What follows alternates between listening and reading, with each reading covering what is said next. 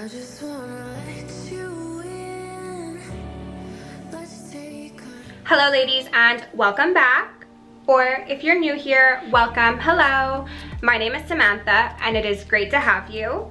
I upload new videos every single Sunday, so if you are not yet subscribed, hit that button down below and join us here on my channel. Welcome to the third episode in my Let's Talk series.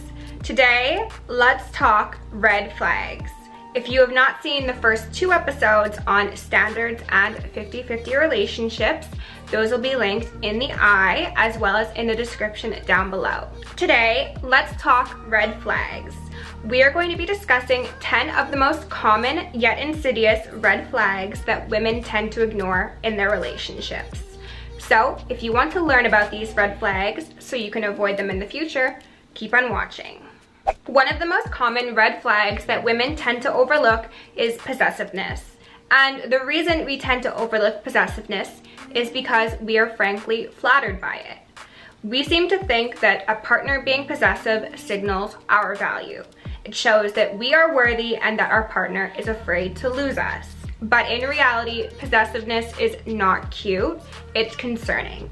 It either stems out of insecurity or control issues, but either way, it is not something you want in your relationship, as it will only get worse and not better. Possessiveness comes in many forms. It can come in the form of overstepping boundaries or an unnecessary concern for your whereabouts or your social group. Ultimately, if you feel you are being smothered in your relationship, there is a high probability that your partner is demonstrating possessiveness. The second red flag that women tend to overlook is late night texts. This one is gradually becoming less and less common as women are waking up to the reality of what this signals, but it is still something that is quite prevalent, so we are going to discuss it. Unless the person you're dating works hours that would justify regular late night texts, I would say that this is a huge red flag. And that is for one of two reasons. The lesser of two evils being that you are a booty call and you are simply a instant gratification for the person sending the text. Now, if that's something you're fine with and you are strictly looking for a physical relationship, that may not be a red flag. However, if this is someone that you saw a future with, you should take note and proceed with caution. Any text that you receive after 8 p.m. can wait until the next morning for a response. The second option is that the person you are seeing has a wife or a girlfriend and you are simply a side chick. Neither of these are good, as I said. However, I would consider this to be the worst case scenario. And frankly, I think that if this is where you find yourself, you should just gracefully exit the situation.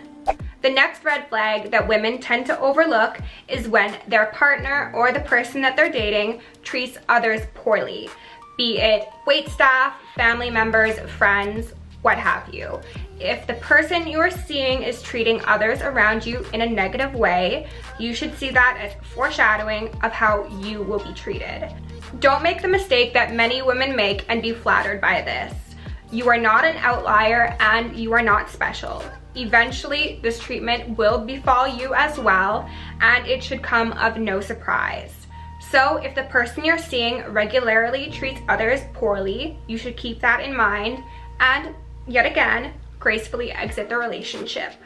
The fourth red flag that women tend to overlook, and frankly this is one of the worst in my eyes, is when a man will speak ill about women in his life or even women he's never met. This can be celebrities, their friends' girlfriends, ex-girlfriends, what have you.